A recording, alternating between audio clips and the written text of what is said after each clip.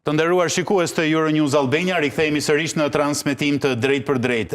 Misha, doja që të vazhdoja me një tjetër dimension të rëndësishëm të kësaj bisede.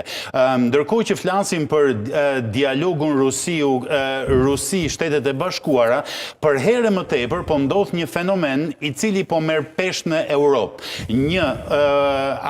Një angazhim i fortë i kryeqendrave europiane për të ndihmuar me çdo kusht, financiarisht dhe ushtarakisht Ukrainën për të mos u dorëzuar. Deklaratat e Sir Keir Starmer dhe Emmanuel Macron dhe të Friedrich Merz janë me Ukrainën në luftë, me Ukrainën në paqe.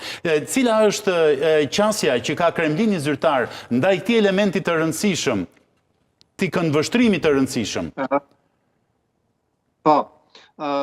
Kremlini zyrtar në mënyrë më kategorike ka bërë të ditur që në qoftë se trupat europiane perëndimore do të shfaqen në Ukrainë gjatë konfliktit, ato do të goditen si trupa armike. Pra do të jenë në shënjestrën e trupave ruse. Pra do të ketë një përfshirje të drejtë për drejtë në konflikt. Jo më larg se sot, Sergei Lavrov, ministri i jashtëm rus, deklaroi në Turqi që do me thënë pala europiane kërkon të jo të fusi forcat paqëruajtëse në Ukrainë, por do të fusi forca për të ruajtur regjimin e Zelenskit. Pra, Moska zyrtare ka këtë qasje.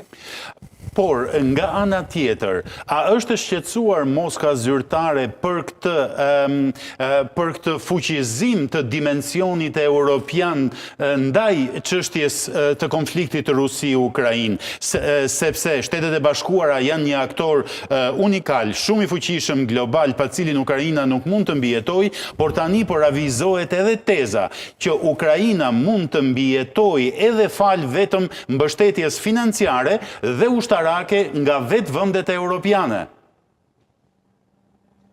Po këtë afirmim sigurisht që do ta provoj ose do ta kundërshtoj koha. Koha bile se edhe jo shumë afatgjat.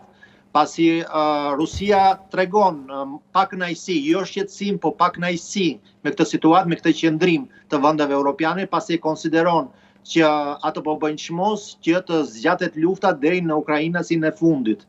Pra, ata presin dhe fusin gjithçka që kanë mundësi të fusin për të zgjatur konfliktin dhe për të shvarosur dhe ata ukrainës që kanë mbetur. Ky është pozita që deklaron Moska zyrtare. Nga ana tjetër,